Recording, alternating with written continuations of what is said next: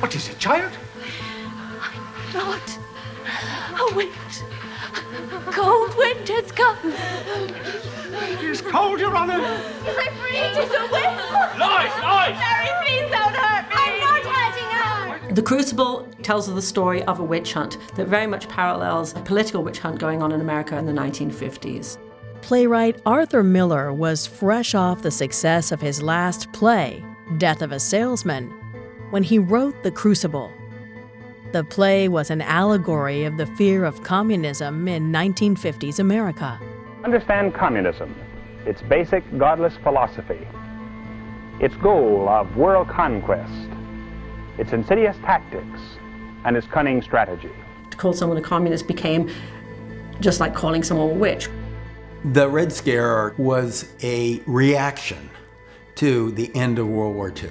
It seemed after the war like a war for the future, an ideological war between pro-Soviet forces, pro-communist forces, and pro-American. To a substantial degree, in one form or another, socialism has spread the shadow of human regimentation over most of the nations of the earth, and the shadow is encroaching upon our own liberty.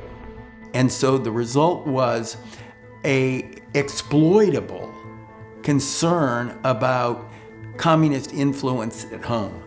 Amidst this tension, Senator Joseph McCarthy of Wisconsin was appointed chairman of the Senate Committee on Government Operations. And he used this platform to try to systematically expose communists. Even if there were only one communist in the State Department, even if there were only one communist in the State Department, that would still be one communist too many. While McCarthy crusaded against communism in the Senate, the House of Representatives joined the cause through their House Un-American Activities Committee. We're looking at communist influence in American society generally.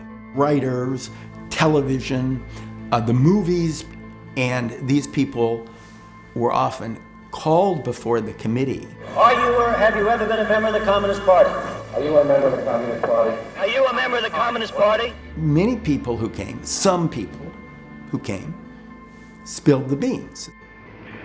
Well, I have turned down quite a few scripts because I thought they were tinged with communistic ideas. There has been a small group within the Screen Actors Guild which has consistently opposed the policy of the Guild.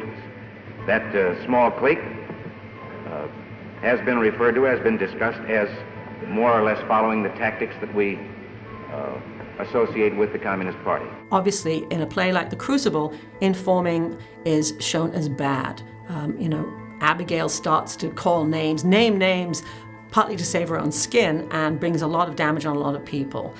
John Proctor, on the other hand, refuses to name names. When the devil came to you, did you see Rebecca Nurse in his company? No. As he says, there's something like, I would not bring shame or hardship to any of my neighbors. And it's almost like Miller was writing his own lines for when he was called in front of HUAC and had to testify. When people refused to testify, they would often be fired from the job, they'd be blacklisted from performing. People who had been top stars couldn't get acting jobs in Hollywood. You could say these people were canceled.